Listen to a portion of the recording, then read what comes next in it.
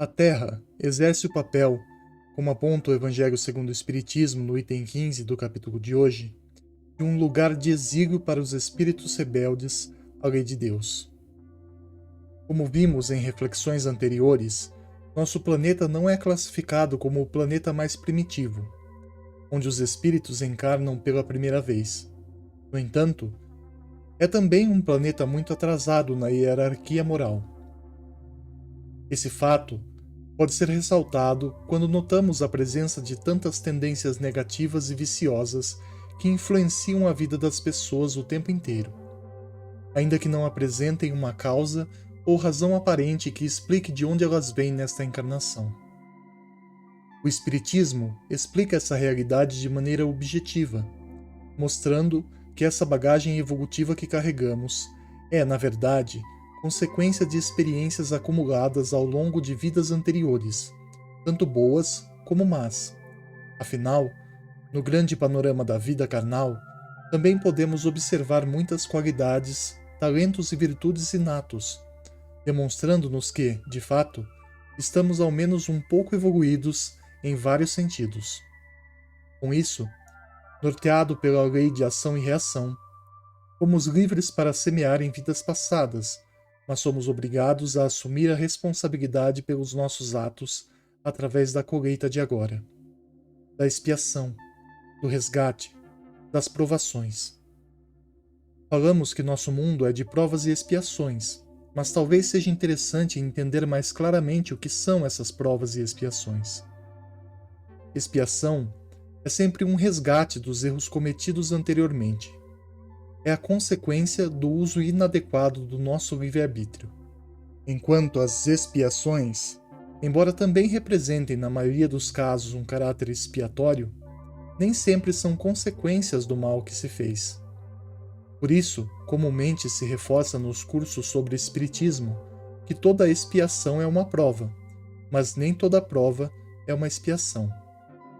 As dificuldades, angústias, infortúnios, sofrimentos, entre outras circunstâncias infelizes que acontecem conosco, são, além de consequência do mal que fizemos, também provações, para demonstrarmos a Deus se aprendemos a lição. São ferramentas da justiça e, mais importante, instrumentos de ensino sobre as leis divinas, que nos guiam pelas veredas da vida. Por outro lado, as provas propriamente ditas nem sempre precisam ser consequências do mal realizado, embora sejam sempre situações que vêm para nos testar quanto ao nosso aprendizado evolutivo. Por exemplo, quando alguém nasce com uma deficiência, essa condição naturalmente representa uma provação, mas não necessariamente uma expiação. Afinal, pode ser que aquele espírito tenha optado pelo teste de humildade e resignação que a deficiência ajuda a manifestar, sem que, para isso, ele realmente mereça, como consequência de atos passados, encarnar daquela forma.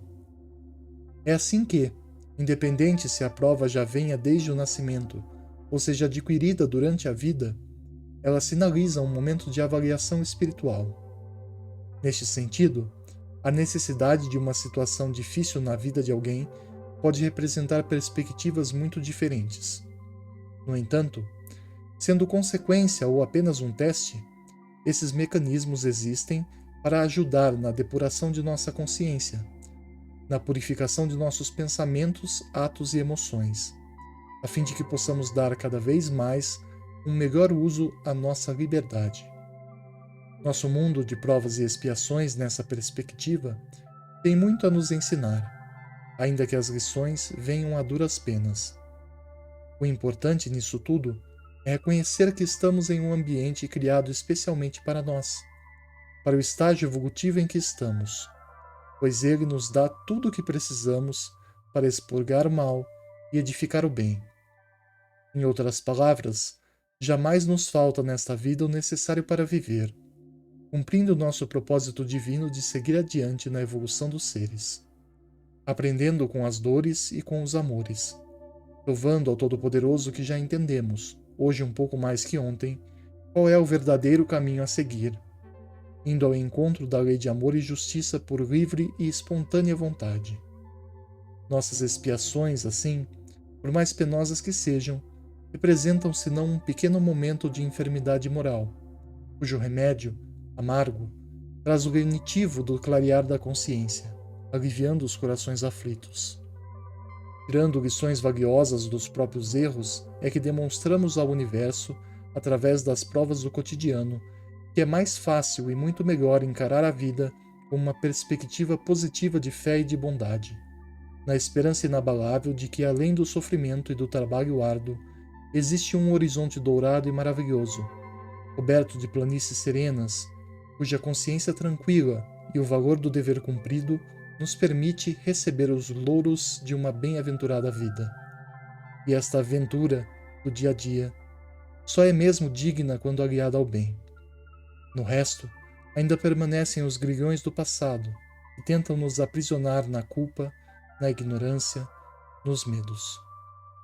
Assim, talvez seja possível dizer que viver neste mundo de provas e expiações é se tornar cada vez mais digno de conquistar a sua liberdade individual, livrando-se do peso desnecessário dos vícios e das más tendências. Portanto, embora esta realidade seja penosa boa parte do tempo, ela existe por uma razão valiosa e, se bem aproveitada, conduz para um ideal mais santo e agraciado. Cabe a cada um passar pelas suas expiações e ser provado à sua maneira, mas tenhamos certeza de que jamais estaremos sozinhos nessa fase de suma importância. Deus e seus emissários rogam por nós, à medida em que fazemos a nossa parte para que eles possam nos auxiliar. Estamos, sem dúvidas, numa etapa de estender a mão para pedirmos amparo, rogando a misericórdia divina. Mas quem sabe um dia, no futuro distante, não sejamos nós a oferecer a mão amorosa que ergue os aflitos? Eis um objetivo bom de se perseguir. Nele, certamente estaremos amparados onde quer que nós estejamos. Para tanto, rogamos que Deus nos abençoe.